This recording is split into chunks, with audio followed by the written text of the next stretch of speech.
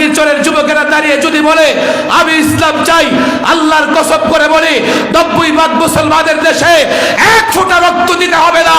নিজের জায়গায় দাঁড়িয়ে ইসলামের পক্ষে ঘোষণা দিয়ে দিলে 56,000 বর্গ মাইলের বাংলাদেশে বিনা রক্তপাতে ইসলাম প্রতিষ্ঠিত হবে।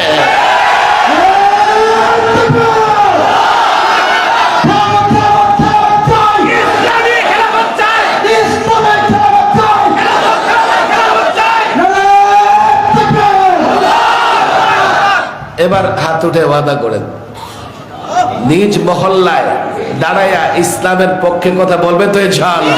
মন্ত্র দিয়ে রাষ্ট্র ব্যবস্থা পরিচালনা করলে তোমাদের শান্তি আসবে না। সব রাজনৈতিক দলের নেতাদের তওবার আহ্বান জানালেন।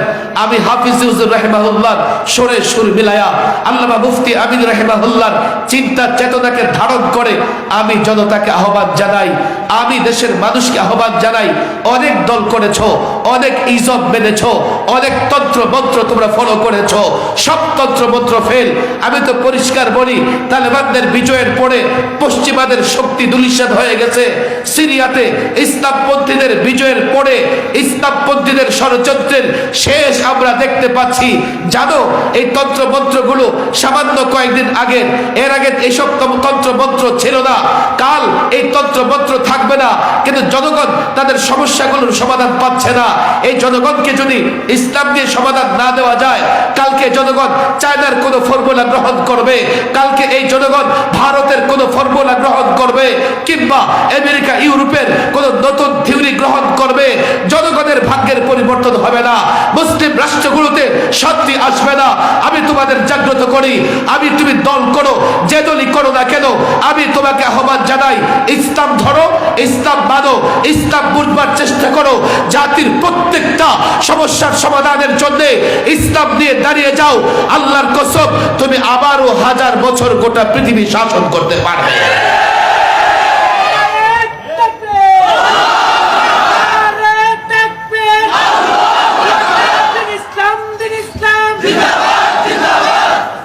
কেন আমরা ইসলাম মানব না আমি তো বুঝি না। তুমি ন্যায় বিচার চাও, ইসলামকে সামনে রাখো। ইসলাম ন্যায় বিচারের যে মডেল দিয়েছে, দু চারটা চুরি করে এদিক সেদিক করে, বড় অবাক করা বিষয়। আমাদের এখানে অ্যাডভোকেট সাহেব আছেন, আমি এখন আইন বা বিচার নিয়ে লম্বা কথা বলবো না, ওনারও একটা ব্যক্তিগত মত থাকতে পারে, উনি পড়াশোনা করেছেন। আমিও ইসলামিক ল নিয়ে লম্বা সময় পড়াশোনা করেছি, পড়াশোনা করিয়েছি। একটা বিধান হচ্ছে সরাসরি আল্লাহর বিধান, وَمَنْ لَمْ يَحْكُمْ بِمَا أَنزَلَ اللَّهُ فَأُولَئِكَ هُمُ الْكَافِرُونَ فَلَا وَرَبِّكَ لَا يُؤْمِنُونَ حَتَّى يُحَكِّمُوكَ فِيمَا بَيْنَهُمْ। দুটো আয়াত আমি পড়ে শোনালাম আপনাদেরকে। আল্লাহর বিধান অনুযায়ী বিচার কার্য পরিচালনা না করলে, এই বিশ্বাস থেকে যদি সে না করে যে আল্লাহ বিচারিক আইন দেয় নাই, তার ঈমান থাকবে না। আমি আয়াতটা পড়ে দিলাম, যে কোনো বাংলা একটা অনুবাদ আপনি করে দেবেন। এটা হলো খোদাই বিধান। আপনি যুক্তি চান, অপরাধ প্রবণতা দমনে এখনো মধ্যপ্রাচ্যের রাষ্ট্রগুলো অনেক দূর অগ্রসর হয়ে আছে। যদিও মধ্যপ্রাচ্যের অনেক রাষ্ট্রে ইসলামী শাসন নাই, শুধুমাত্র কোরআনের আইনটাকে তারা ব্যবহার করে অপরাধ নিয়ন্ত্রণের চেষ্টা করে। এই জন্য এখনো মধ্যপ্রাচ্যের অনেক রাষ্ট্রে অপরাধ কম সংগঠিত হয়, মানুষের ভেতরে অপরাধ প্রবণতা কম। আমি এটা একটা বাস্তব কথা বললাম।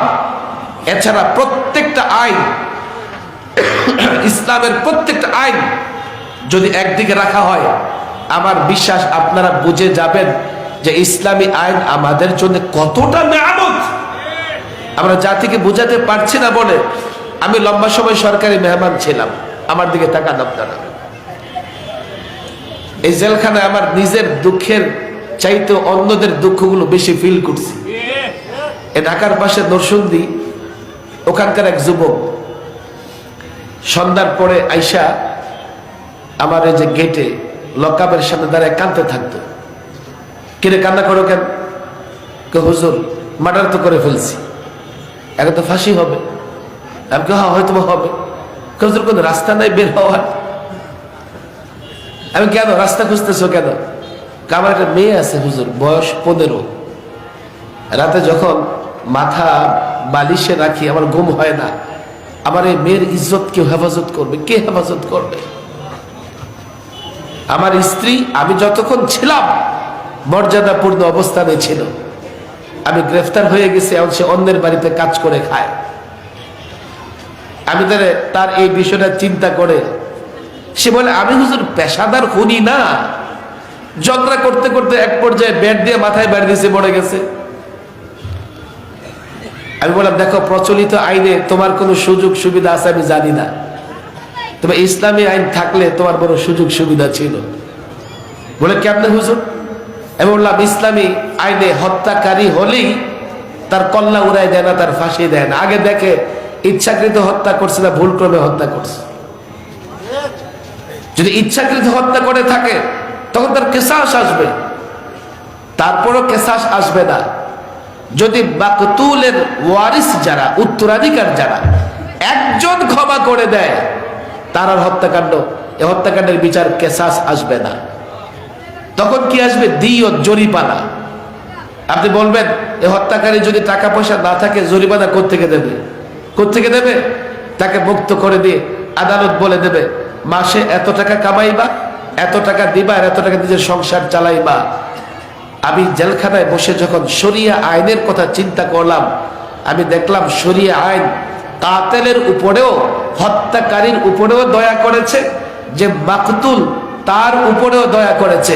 হত্যাকারীর উপরে কেমনে দয়া করেছে? হত্যাকারী বের হয়ে তার পরিবার পরিজন হেফাজত করবে। আর যে হত্যাকৃত মাকতুল তার উপরে কেমনে দয়া করেছে? আপনি হত্যাকারীকে ফাঁসিতে ঝুলাই দিলেন, কিন্তু যাকে হত্যা করা হয়েছে তার পরিবারের কি হবে? যাকে হত্যা করা হয়েছে তার পরিবারের কি হবে? তারও এতিম অসহায় ছেলেপেলেদের কি হবে বলেন দেখি? হত্যাকারীকে ফাঁসিতে ঝুলাই দিলেন, কিন্তু মাকতুল যে তার পরিবার কিভাবে চলবে? এখন হত্যাকারী যদি আয় উপার্জন করে, কিছুটা নিজের পরিবার আর কিছুটা যাকে হত্যা করা হয়েছে তার পরিবারকে দেয়, তো দুইটা পরিবারই বেঁচে যাবে। ধর্ষণের শাস্তি আমি আদালতে গিয়ে অনেক চিন্তা করেছি, এগুলো দিয়ে অনেক পড়ায় আছি। বাংলাদেশে ধর্ষণ সংগঠিত হওয়ার পরে আপনি ধর্ষকের ফাঁসি দিয়ে দিলেন, দর্শিতার কি হবে? দর্শিতার কি হবে? আমাদের অ্যাডভোকেট সাহেব এখানে আসেন, আপনি শরীয়তের শাস্তিটা একটু দেখেন। এই এদিকে গন্ডগোল করে কি হয়েছে? যাও যাও, সোজা জায়গা আছে, যাও চলে যাও। ব্যথা পেয়েছে নাকি? আমি গন্ডগোল প্রচলিত আইনে এখন তো ধর্ষণের বিচার বড় কঠিন। আদালত কি করলো? ধর্ষককে ধরে সর্বোচ্চ শাস্তি দিল। দর্শিতার কি করলো? অ্যাডভোকেট সাহেব, দর্শিতার কোনো কাজ আছে? নাই। শরীয়তের শাস্তি শুনবেন আপনি? আল্লাহু আকবার। পশ্চিমারা এইভাবে ইসলাম গ্রহণ করতেছে কারণ নাকি? যেই জার্মানিতে সবচাইতে বেশি ইসলাম বিদ্বেষ, সেই জার্মানিতে যুবকেরা সবচাইতে বেশি ইসলাম গ্রহণ করতেছে। দর্শিতার জন্য প্রচলিত আইনে কিছুই নাই। ইসলাম কি বলে জানেন? খেয়াল করেন, যাকে ধর্ষণ করা হয়েছে, প্রথমত দর্শন প্রমাণিত হোক আর না হোক জবরদস্তি করছে। আচ্ছা, যদি জবরদস্তি করে থাকে, দর্শন প্রমাণিত নাও হয়, জবরদস্তি করছে এটা প্রমাণিত হয়। অনেক সময় এটা হয় না, মেডিকেল রিপোর্টে নানান সাক্ষী প্রমাণে দর্শন প্রমাণ করা যায় না। এতটুকু প্রমাণিত হয় যে জবরদস্তি করছে বা তাকে কিস করছে, এটা প্রমাণিত হয়। আল্লাহু আকবার। শরীয়তের আইন বলছে তাকে তাজিরের আওতায় তাকে বেত্রাঘাত করো, বেত্রাঘাত করো। 1-2 নম্বর শাস্তি। যদি ধর্ষণ প্রমাণিত হয়ে যায়, সে এই নারীর কাছে গিয়েছে অধিকার ছাড়াই, অর্থাৎ বিয়ে করে দেয়। যদি কোন নারীর সম্মান এবং ইজ্জত নষ্ট করে, মোহর দেওয়া লাগে না বিয়ে না করলে, কিন্তু নষ্ট করার পরে মিথলে বহর, অর্থাৎ নারীর ইজ্জত তো নষ্ট করছে। এখন শরীয়ত কি বলতেছে? তাকে বিয়ে করলে যে মহারানা দিতে হইতো, এই মহারানা ধর্ষক দর্শিতাকে দিতে হবে।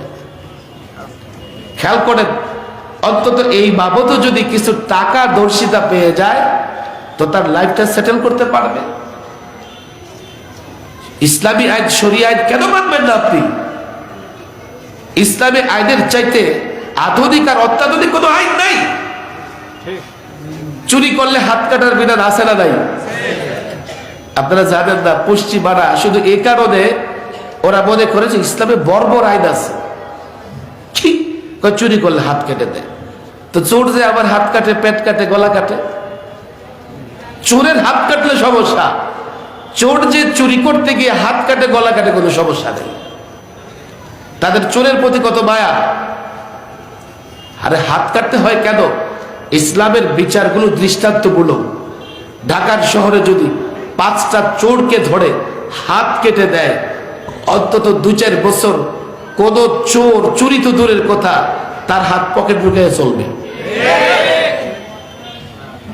বাংলাদেশে তো আমরা চুরি কিংবা ডাকাতির দায় ক্রস ফায়ার দেখেছি। চুরি করার কারণে কিংবা ডাকাতি করবার কারণে অনেক ডাকাতকে ক্রস ফায়ার দেওয়া হয়েছে। কেন দেওয়া হয়েছে?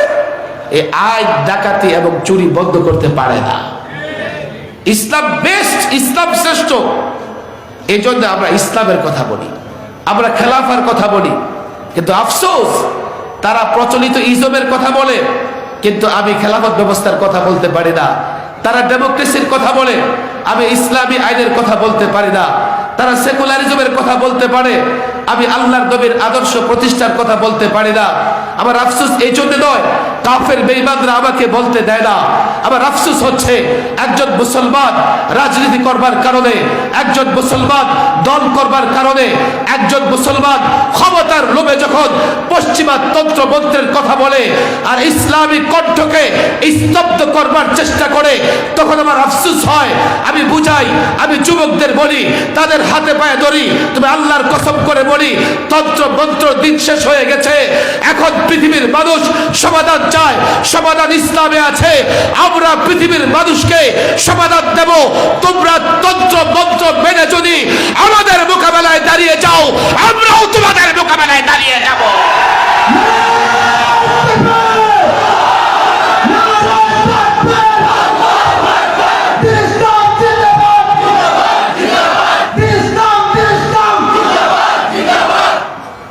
কথা অনেক লম্বা, আমি আজকে লম্বা কথা বলবো না বলে বলেছি। আমি চাই এই ছাত্র জনতা, যুবকেরা এখানে আসো। আমাদের কিছু ব্যর্থতা আছে।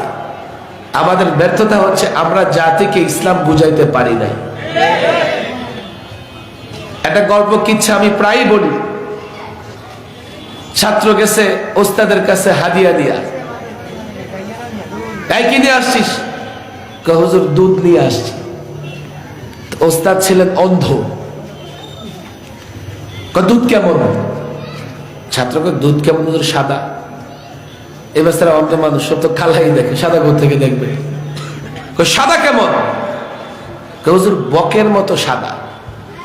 এই বেচারা তো চোখ বন্ধ করে আছে সারাক্ষণ, কাউয়াই দেখে। বক থেকে দেখবে? বক কেমন? এবার ছাত্র এই যে এমন, তো হাতটা ঘুরাইতেছে। এই দুধ আমার গলা দিয়ে যাবে না।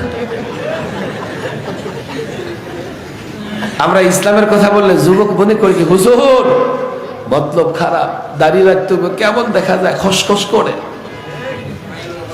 আছে না নাই?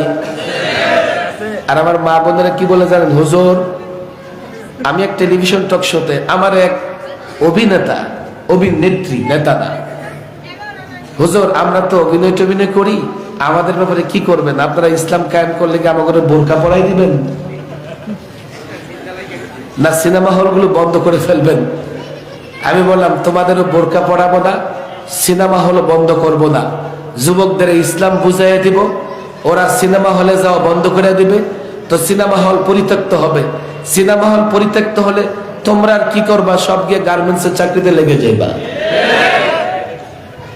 জোর জবরদস্তি করার প্রশ্নই আসে না।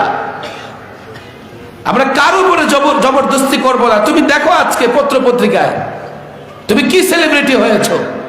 বাংলাদেশের খেলোয়াড়দের দেখো, 2-4 জনকে দেখলে মনে হবে শাইখুল হাদিস। কই তাদের তো মান সম্মান যায় নাই, তোমার কেন মান সম্মান যাবে?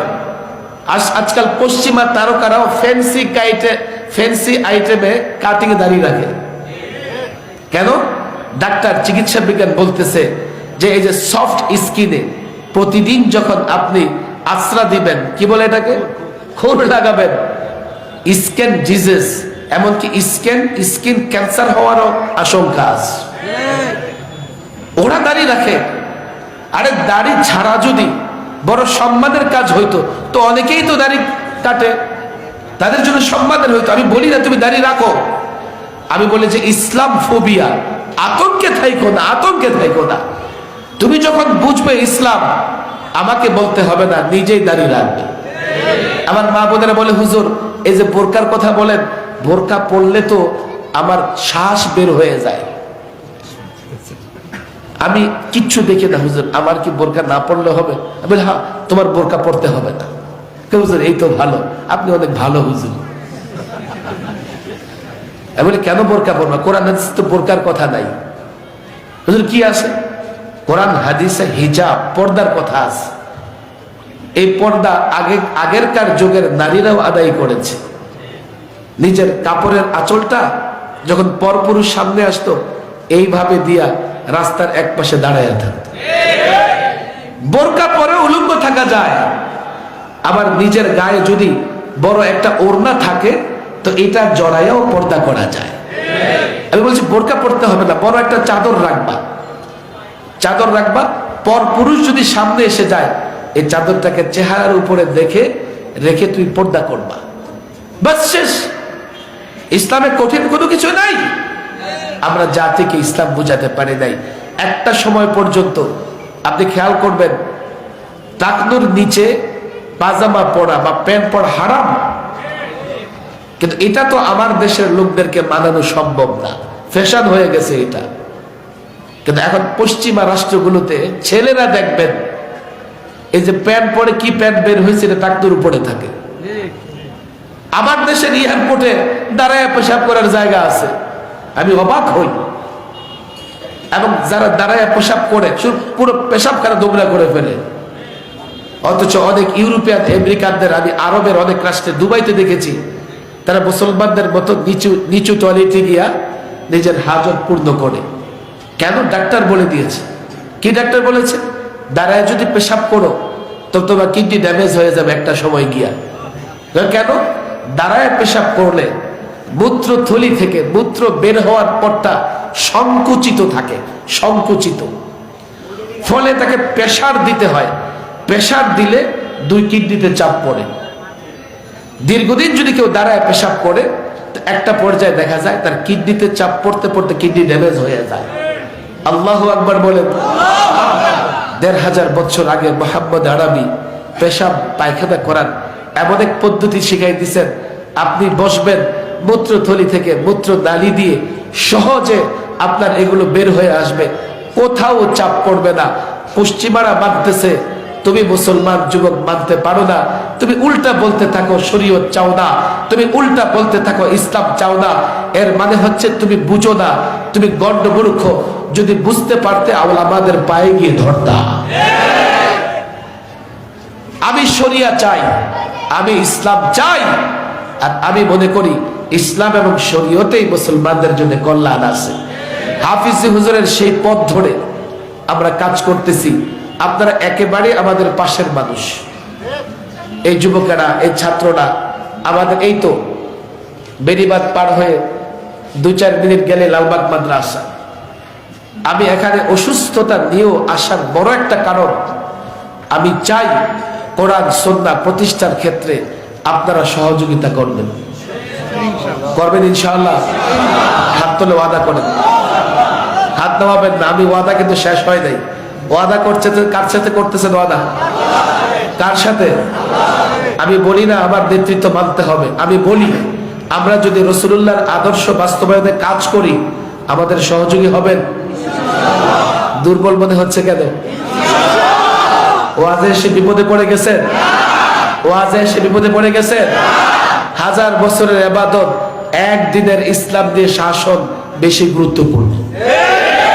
একটা দিনের জন্য আমি জানি না বাংলাদেশে কবে ইসলামী পতাকা উঠবে, তবে আপনারা যদি চান খুব সহজেই ইসলামী পতাকা উড্ডীন হবে ইনশাআল্লাহ। বলবেন হুজুর কি করবেন? একটু একটু লাস্ট কথা, হাত নামান, হাত নামান। আমি একটা কথা প্রায় বলি, এই যে 5ই আগস্ট, জুলাই আগস্টের বিপ্লবে 2000 ছাত্র জনতা রক্ত দিছে। আমরা ইসলামের জন্য 2 লাখ দিব, কোনো সমস্যা নাই, কিন্তু রক্ত দিতে হবে না, 1 ফোঁটা রক্ত দিতে হবে না। আমরা যদি এই মাদ্রাসার ছাত্র, আলেম ওলামা, যুবকেরা যদি প্রত্যেকটা যুবককে ইসলাম বোঝাতে পারে, প্রত্যেকটা যুবকের কাছে ইসলাম পৌঁছাতে পারে, প্রত্যেকটা ঘরে ইসলামের আলো পৌঁছাতে পারে, এইভাবে আজকের এই মহল্লায় যুবকেরা দাঁড়িয়ে যদি বলে আমি ইসলাম চাই, লালবাগের যুবকেরা দাঁড়িয়ে যদি বলে আমি ইসলাম